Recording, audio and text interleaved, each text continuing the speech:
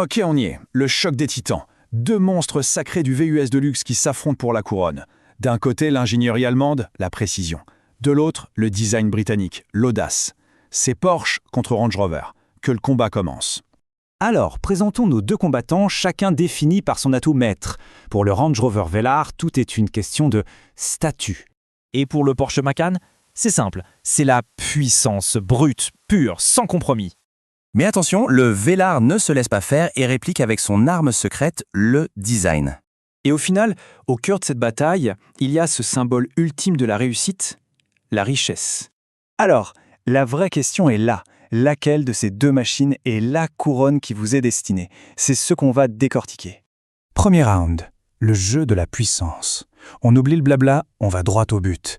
Qu'est-ce qu'ils ont sous le capot? Jetons un œil à l'arsenal. Chez Porsche, on a un 4 cylindres turbo de 2 litres et surtout un V6 biturbo de 2,9 litres qui envoie du lourd. En face, Range Rover répond avec un 4 cylindres turbo de 2 litres et un 6 cylindres en ligne de 3 litres. Ça s'annonce serré.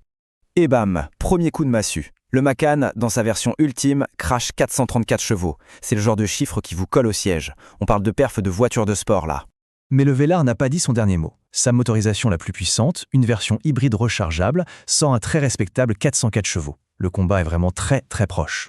Sauf que, voilà, les chiffres sont les chiffres. Pour la puissance brute, il n'y a pas photo. Le point de ce premier round, il va à Porsche. Le Macan est le roi de la performance pure et dure. Allez, on enchaîne. Deuxième ronde. La guerre du style.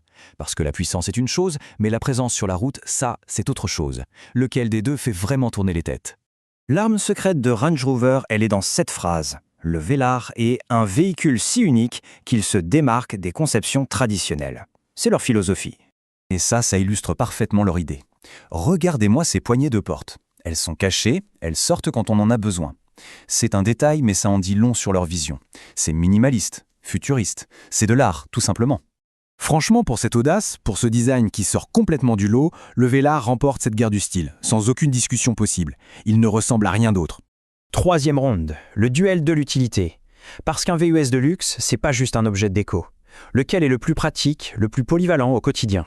On commence par l'espace. Et là, le graphique est sans appel. Une fois les sièges arrière rabattus, le Velar, c'est 1731 litres de coffre.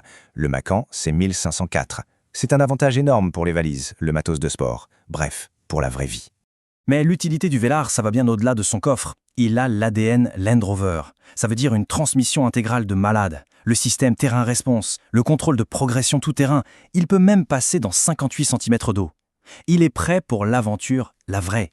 Pour son coffre géant et ses capacités tout-terrain largement supérieures, le Velar remporte ce duel. Et de loin. Et nous voilà arrivés au dernier round. Le plus important, le prix de la gloire. Alors, combien ça coûte de s'offrir un de ces symboles de réussite? Allez, on met les prix sur la table. Le Macan, ça démarre à 67 000 $. Mais attention, ça peut grimper jusqu'à presque 128 000 $. Le Velar, lui, reste dans une fourchette plus contenue, on va dire, de 68 450 à 88 550 $. Et cette question, elle résume tout. Pour avoir le top du top chez Macan, avec 39 chevaux de plus que le Velar le plus puissant, il faut sortir un paquet de fric en plus. Les sources parlent de 13 000 $ d'écart. Est-ce que ce petit gain de puissance justifie une telle différence de prix? Le score final est donc très clair. Le Macan a gagné la bataille de la puissance pure, ok. Mais le Velar l'a emporté sur le style, sur l'utilité et sur le rapport prix-performance au sommet de la gamme. Victoire par chaos technique pour le Velar. Mais au final, ce n'est pas qu'une question de score, c'est une question d'identité. Le choix, c'est, d'un côté, une arme pour la piste, une bête de performance.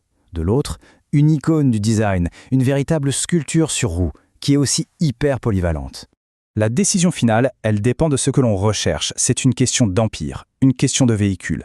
La performance absolue ou le style et la polyvalence. Le choix est une affirmation de soi.